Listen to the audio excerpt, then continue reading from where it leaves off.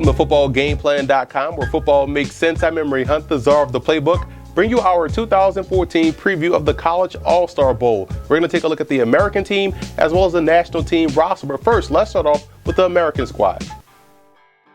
Now let's start by taking a look at the quarterbacks on the American team roster, and you look at some great talent on this list. Tanner Price had a very productive career for Wake Forest, and Kurt Hess broke a lot of records at Youngstown State. But after a highly decorated career at Missouri, I'm interested to see what James Franklin can do as he transitions to the pro level. Now we know about the athleticism, but scouts want to see him in a pro-style offense, taking his drops, turning his back to the defense, resetting his eyes, and making an accurate throw on time. And this game will be a great opportunity for him to showcase those skills. Now let's move over to the running back position, and when you look at this roster, you see a lot of great depth, a lot of speed in the backfield with Ben Dupree, a do-it-all player coming out of the Citadel. Jeff Scott with blazing world-class speed coming out of Ole Miss at 5'7", 165.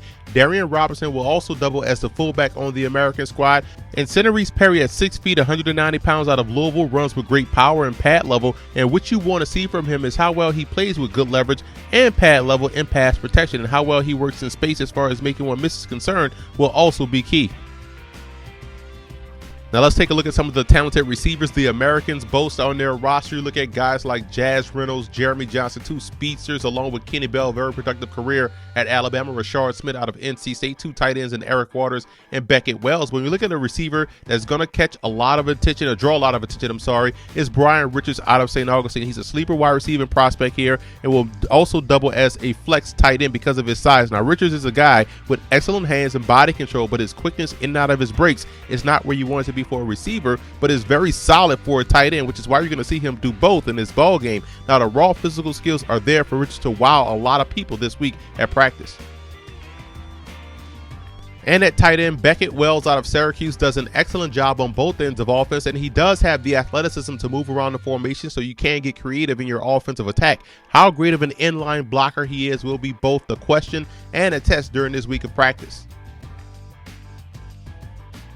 Now let's go in the trenches along the offensive line to take a look at the talent the Americans have on the roster. And you look at Evan Swindle out of Ole Miss, an athletic center at 6'4", 306. You also look at Jamie Chetwood out of Coastal Carolina, 6'5", 330 pounds, a mammoth guard, does a great job in the running game, but also has the footwork that you like to see for a guy that can play tackle in the pinch, right tackle in the pinch. You also look at Pierce Burton out of Ole Miss, another player coming from that Rebels program, did a great job this season. But when you look at Deontay Arnett out of Maryland, they were able to run the football very well, and Arnett was a big reason why. This is a guy that does a great job in blowing teams off the ball in the running game as far as blowing defensive linemen off the ball, but also has the athleticism to hold his own in pass protection. I think Arnett could be another one that could surprise and move up draft boards with a solid week of practice.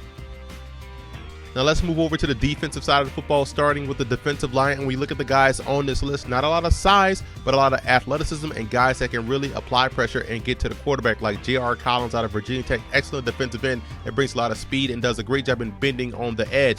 Nathan Ollie out of Ball State had a very productive career for the Cardinals. Big fan of his game on the inside, a big guy that can beat you with quickness. But when you look at a player on that defensive front, you look at Ryan Giddens out of South Florida at 6'3", 260 pounds. Giddens was a very productive player for the Bulls throughout the course of his collegiate career, and he can play on either side of the line of scrimmage. And I'm also intrigued with his potential as a stand-up edge rusher in the 3-4. So scouts will be looking at how well he can move in space and also how well he can set the edge in a running game. Now let's move over to the linebacking core, and this is a very solid group of linebackers, guys that can get it done with their speed and athleticism. Jarrett Lane out of Arkansas plays some productive football for the Razorbacks this season, and Braylon Meredith out of North Greenville Division II program. Keep an eye on him moving forward. Their football program is outstanding. He did a great job on the inside as a middle linebacker, but now he's going to transition to the outside. When you look at the inside backers, you look at Jack Tyler out of Virginia Tech. Big fan of his game. His first step is outstanding, and he does a great job in coverage. What many want to see is how well he's able to take on and shed blocks from the offensive linemen and from fullbacks. That's the one element of his game that can keep him in the middle or move him to the outside, or be the difference between him being a 3-down backer or just a nickel guy. Now let's take a look in the secondary at the defensive backs, both the cornerbacks as well as the safeties. And what you see here is a lot of size on the back end, guys that can play both corner and safety. A lot of versatile players on this list. John Fulton out of Alabama. You look at Ryan White out of Auburn. And keep an eye on Robert Nelson out of Arizona State, 5'11", 175. And at safety, DJ Key out of Tennessee Chattanooga. Now when you look at Elijah Lee out of Charleston Southern, the FCS program, did a great job this season. He's a guy that reminds me a lot of Jamia Thomas that played for Georgia Tech, a cornerback safety hybrid that gives you a lot of flexibility in your defensive secondary with great ball skills. Can he consistently win at the line of scrimmage will be the biggest test this week to see if he's able to play both at the next level or just one position, whether it be cornerback or safety. But there's no doubt in the talent that Elijah Lee has coming out of Charleston Southern. Now let's move over to the Nationals team and start with the quarterback position. And when you look at the guys on this list, productive players at their respective colleges, especially John Jennings, put up some outstanding numbers for Saginaw Valley State. Adam Kennedy had a lot of buzz in the middle part of the season, transferred from Utah State and was able to put together a very fine season for the Arkansas State Red Wolves. But Chase Reddick out of Boston College is one player of intrigue in my opinion. I actually like his skill set and what he brings to the table. He played in a pro-style offense at BC, and at times he looked like a solid mid-round selection. Now you want to see him add a level of consistency to his game, and that's why I believe this week of practice will be very important and huge for his draft stock. Now let's move over to the backfield and take a look at the running backs. And I like what I see in the backfield here. You have Fabian Truss out of Sanford, outstanding player at the FCS level, and Roger McDowell.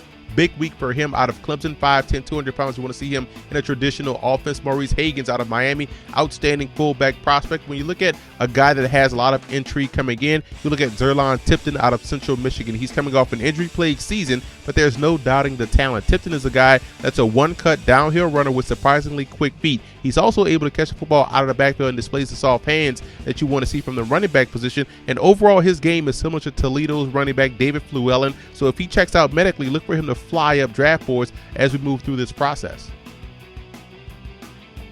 Now let's move over to the receiver position for the national squad. When you look at guys out on the flanks, you see a lot of speed, athleticism, and guys that are explosive. Tracy Moore out of Oklahoma State, a tremendous run after the catch receiver. Ladarius Eckwood out of Arkansas Pine Bluff, that deep speed that you want at the receiver position.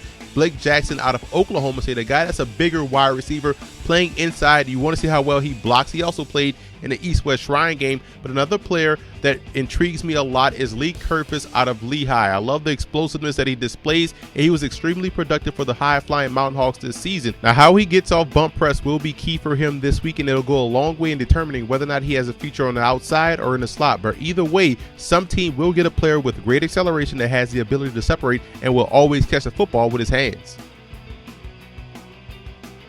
A classic move tight end, Zane Fakes out of Ball State, is a guy that reminds me a lot of Chris Cooley that played for the Washington Redskins. And I think the obvious viewing point in this week of practice will be how well can he block. A lot of times at Ball State he was flexed, so that'll be mostly what the scouts will be focused on this week.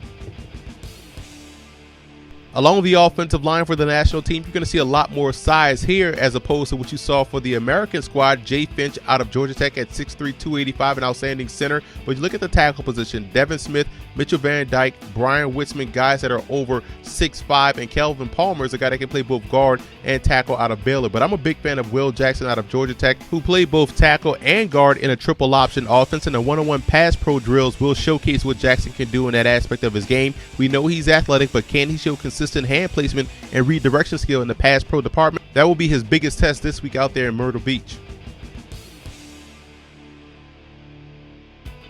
Along the defensive line, there will be a lot of good talent showcased this week at the College All-Star Bowl. You look at the defensive tackle position with Quentin Washington out of Michigan. Big fan of his game and what he brings to the table as far as athleticism is concerned, as well as Tevin Hood out of Arizona. You see three guys from Tennessee, Corey Miller, Marlon Walls, and Maurice Couch. But one intriguing name as of late is the super athletic Eli Nadaye from Nebraska Kearney, a Division II program. He's raw from a football perspective because of his limited playing experience, but he has put together enough on tape to showcase his length and athleticism to warrant a spot in this all-star game, and scouts will be able to see up close and personal the type of player Nadaye projects to be at the next level.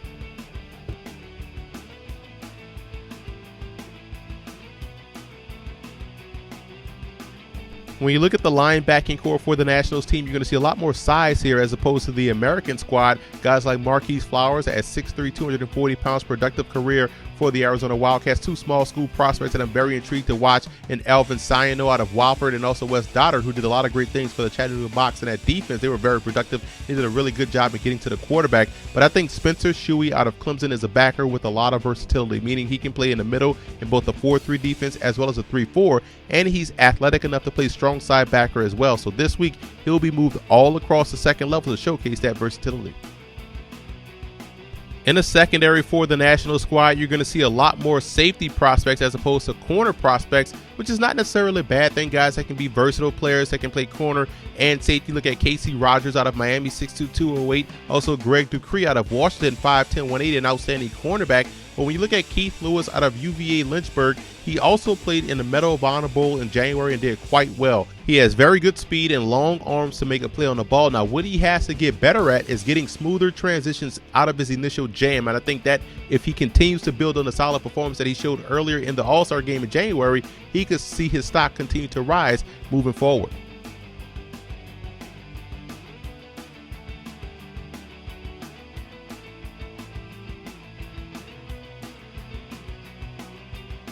And you can follow what's going on all week at the College All-Star Bowl at their website at www.thecollegeallstarbowl.com. You can follow them on Twitter at the All-Star Bowl, and they're even on Facebook at the College All-Star Bowl. And kickoff for this game is Friday, 6:04 p.m. Eastern Time on CBS Sports Network, so check your local listings.